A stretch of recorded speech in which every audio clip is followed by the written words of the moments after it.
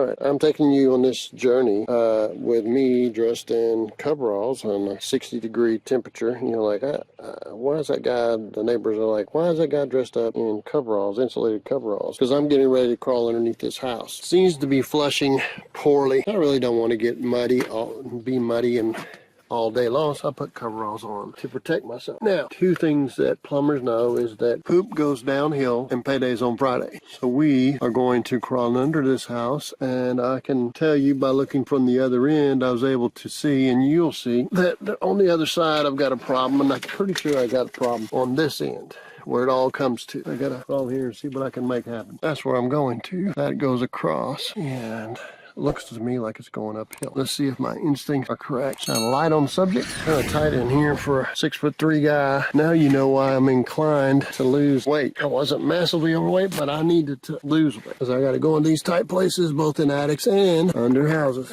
Now, can you see that bubble? It's not supposed to be downhill. Actually, see how the bubble's on my left side? That needs to be, the bubble needs to be the opposite direction. That means that when the bubble is on the left side like that, that means that side is the high side. So we need it to change so that what you're gonna mean a little bit. So I'm gonna have to, looks like down that way.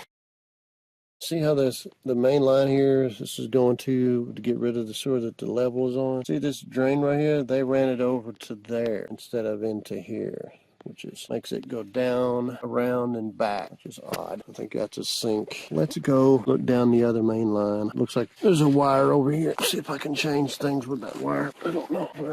All right. Can you see way down there? See if I can do this. See, I'm looking down this line. You see that dip way down there? And it goes down and back up? Guess what that does? That causes the sediment, the heavier stuff, which we know what that is, to settle at the bottom and just kind of harden there. So I'm going to have to go down there and raise that up so that it's more or less in a straight line. And that is why I generally don't like to rely on wires. I believe you can see how that wire could stretch out with time, whereas if you put something like a block, the blocks generally take a lot longer to deteriorate. Again, you see where that sink, they brought it over to here, and then it goes back around and goes down the main line. So what I'm going to do right now is I will go ahead and use that wire, and I'll raise it up, and then I'll go find something to stick under here so that it doesn't rely on that wire. And then I got to go over there to the other end. I think that's too low also because I believe that line is going downhill to that corner from where it goes into the ground. So there's a lot of things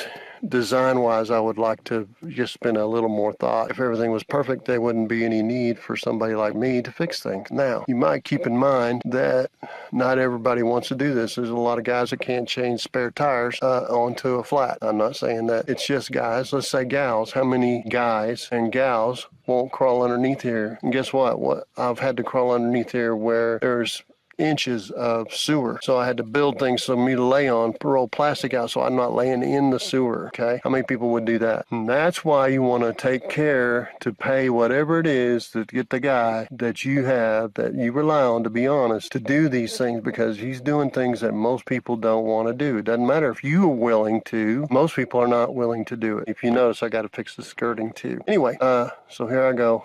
I'll get back with you when I get that built up.